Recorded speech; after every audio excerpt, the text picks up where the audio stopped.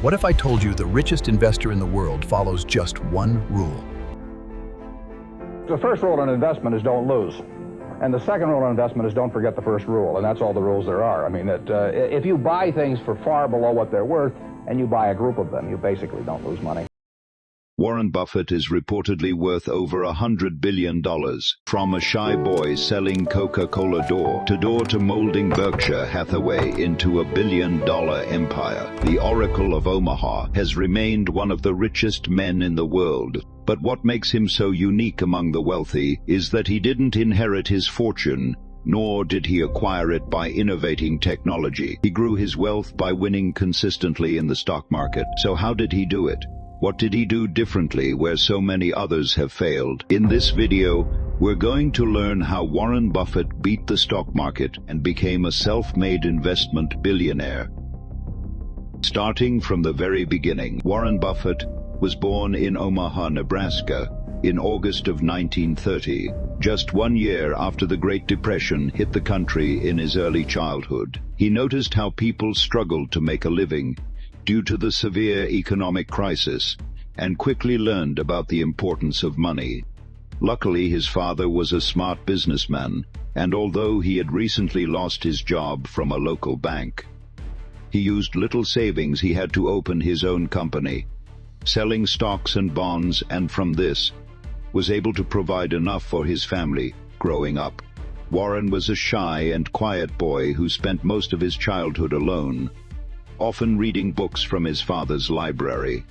And it was from this library where he developed an early obsession with investing and the game of business. Eager to put his new knowledge to use, he approached his grandfather, who owned a local grocery store, and asked him if he could provide Warren with drinks so that he could go and sell them around the neighborhood. His grandfather agreed, and so at the young age of 6, Warren started his first business selling Coca-Cola door to door and making 5 cents for every 6-pack. He soon added a few more items to his small business. And just a year later, Warren was selling chewing gum magazines and Coca-Cola while making a decent profit for himself. By the time he was just 11, the boy used all of his savings to buy his first stock, purchasing 3 shares for himself in an oil and gas company called Cities Service, with each stock valued at $38.25. But shortly after buying them, their value dropped to around $27 per share. Despite the anxiety, he felt he held on tight and waited until their value rose to $40 before selling them. Although he had successfully turned a profit, he noticed that those same shares later shot up to over $200. The news of his missed opportunities stung, but it taught him an important lesson. 75 years have gone by, and I've never known what the market is going to do the next day. That is not my game. My game is to decide whether I am in the right economy. And by owning good companies for long periods of time, these experiences and mistakes helped young Warren become much wiser than the average boy his age. A few years later, his father was elected to serve his first term as a U.S. congressman, and as a result, the whole Buffett family moved from Omaha to Washington, D.C. There, Warren Buffett would get his first real job at the age of 14, delivering newspapers for the Washington Post. However, he wasn't satisfied with the money he earned, so he took another job with one of their competitors, the Times-Herald, and began delivering the newspapers, simultaneously earning $179 per month, which would be just over $3,000 in today's currency. Buffett later used his earnings and savings to buy a pinball machine with a friend of his, and installed it at a barber shop soon after. They bought 2 more pinball machines, and at the end of each week, they would split the profits between themselves. And the owners who ran the shop, they later sold their machines for $1,200. And with the money earned, Warren Buffett bought his first property, a 40-acre plot of land in Nebraska. The craziest thing about all of this was that Warren was just 15 when he bought the farm. Even at his young age, it was clear that this boy from Omaha was on to something big. After graduating from high school in 1947, Buffett was eager to begin his life as a full-time stockbroker. However, his father wanted him to go to college, and so Warren enrolled at the University of Pennsylvania and was able to pay for his studies with the earnings from his Nebraska farmland, which he rented out after obtaining his bachelor's degree in business administration from the University of Nebraska. He was later rejected by Harvard when he applied for his master's degree. This rejection, however, turned out to be a blessing in disguise, leading him to enroll at the Columbia Business School, where he met a teacher who would change his life, Benjamin Graham.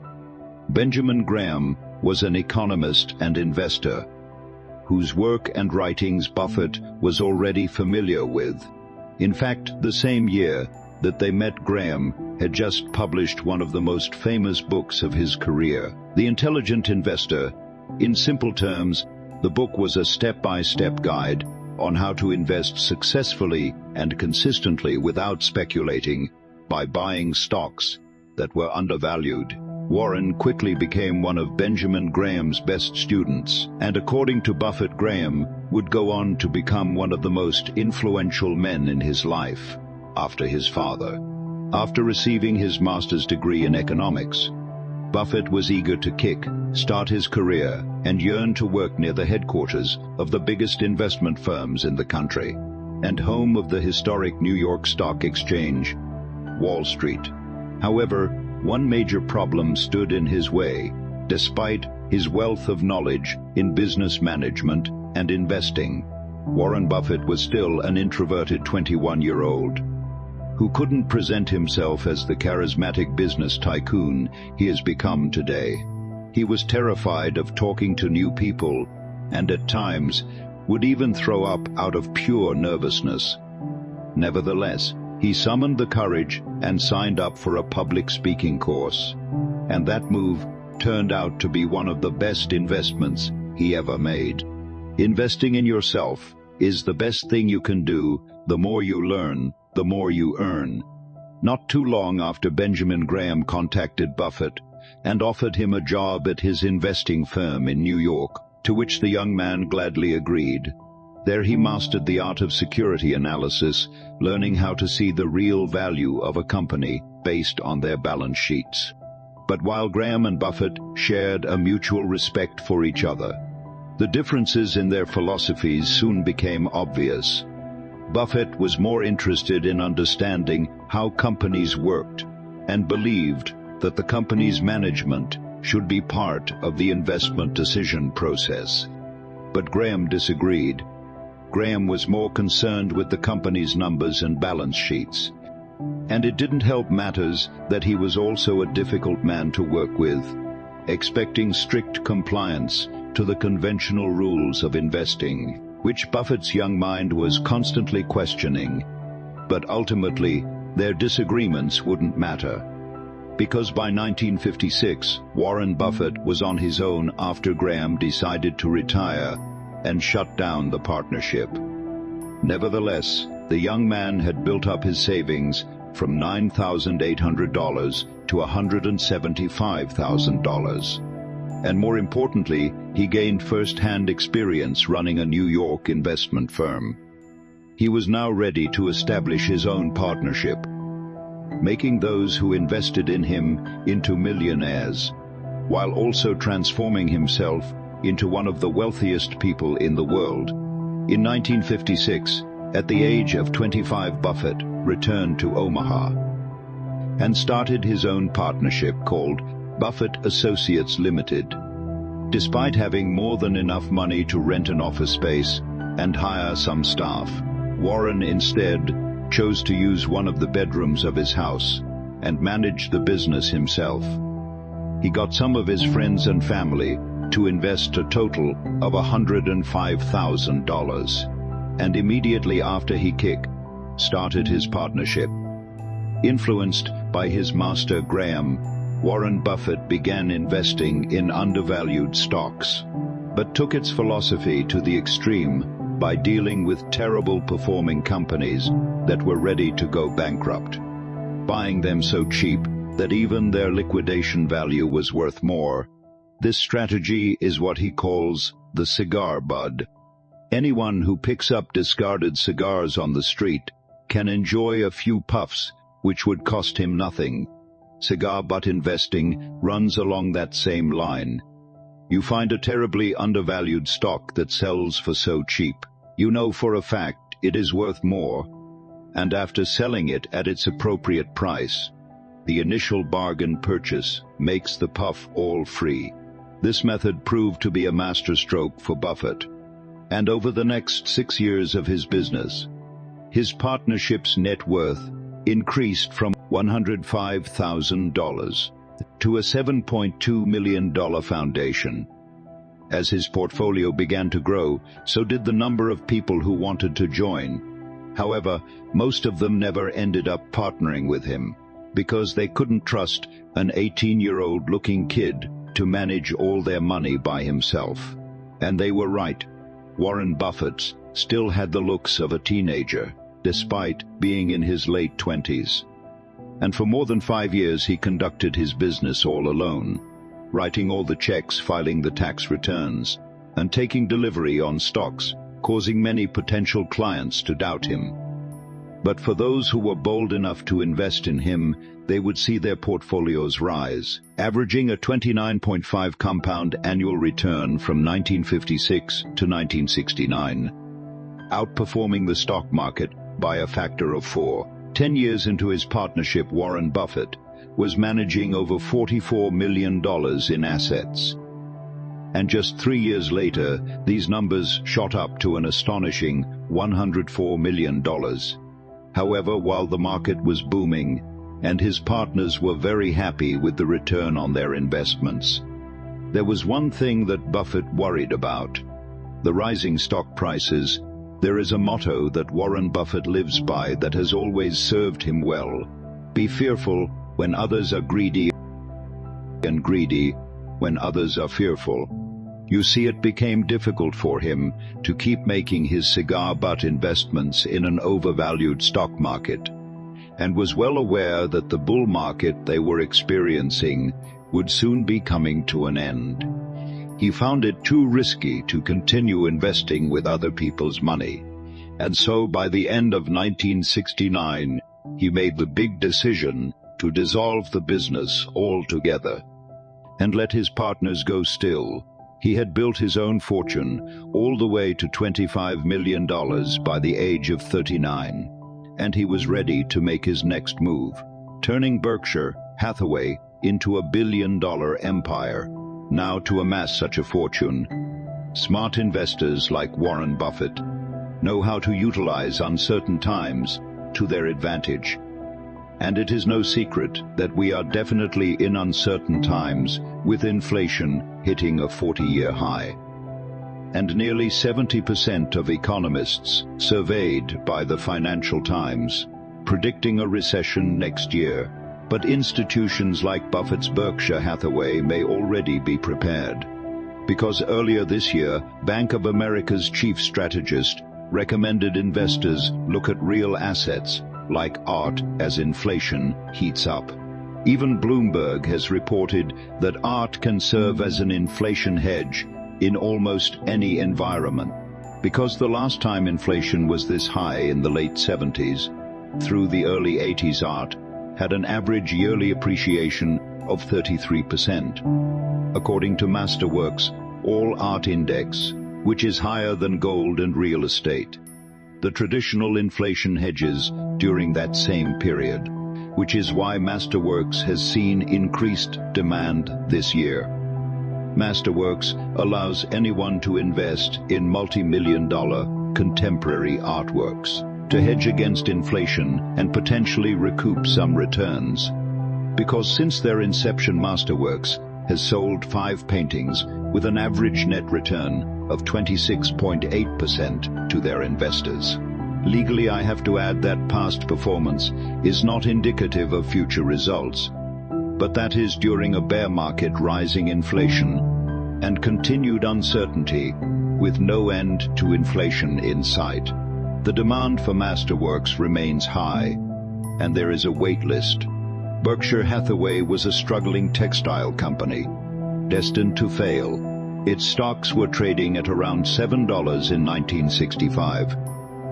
But its assets were worth at least 11. Naturally, Warren purchased a lot of shares in the company as a cigar butt, $7.50 each.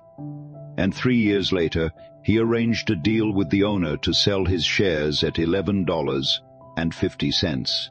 But when the final offer came, the owner tried to cheat Warren by buying his shares at 11.37 cents.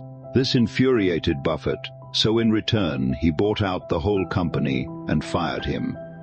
Although he got his revenge, Buffett now found himself stuck owning a company on the decline. But instead of letting his investment go to waste, he decided to phase Berkshire Hathaway out of the textile industry and use it instead as a holding firm to make his investments. However, his recent bad experience buying undervalued stocks had given Buffett pause to rethink his investment strategy.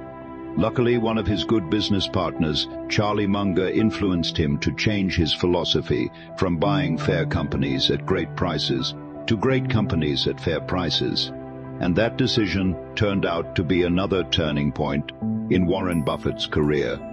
He began searching for companies that he believed had an economic moat. The word moat, in this sense, refers to a company's ability to maintain a competitive advantage over the rest of the industry and still maintain its market share.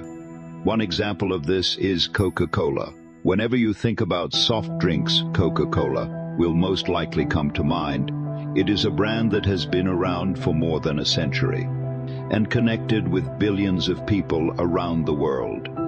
It is an advantage Coca-Cola has that makes it harder for other brands to compete against. Using this new philosophy, Warren Buffett began buying large shares in greater companies, such as American Express and the Washington Post, through Berkshire Hathaway, whose stock had increased from 11 per share in 1965 to over $290 by the late 1970s. By then, Buffett's personal net worth had increased to around $240 million, and yet this new game-changing investment strategy was only a part of the reason for his growing success. What really allowed him to make his true wealth was getting into the insurance business. You see, insurance companies operate much more like banks, as people regularly pay their insurance premiums. Company owners generally tend to have a great amount of cash on hand. Buffett realized he could use that cash to carefully buy and invest in a series of businesses, essentially generating even more profit from those investments. Thus, since 1967, Warren started buying up insurance businesses, starting with the National Indemnity, then followed by others, such as Central States Indemnity and Geico. After tapping into billions of dollars from those insurance companies, he began purchasing shares in businesses that he believed had a moat, most notably acquiring 7% of Coca-Cola's total stock. From then on, his Berkshire's portfolio skyrocketed, so much so that by 1990 its stock was trading at around $7,000. And by the age of 60, Warren Buffett himself had a net worth over $1 billion. Over the years, Berkshire Hathaway has gone on to buy and hold shares in many greater companies, most recently large banks such as Goldman Sachs and Bank of America, making Berkshire Hathaway one of the most powerful and profitable companies in the world, and Buffett himself the richest man on earth in 2008. But even with all of his riches and achievements, Buffett still remains an astonishingly frugal man who can be seen driving his 2014 Cadillac XTs and often eating McDonald's for breakfast. It is clear that the Oracle of Omaha is a man who has lived by his principles and integrity. But above everything, he will be remembered as the man who understood the game of business and investment better than anyone else. Thank you all for watching. Make sure to subscribe and like the video. Until then, I'll see you in the next billion.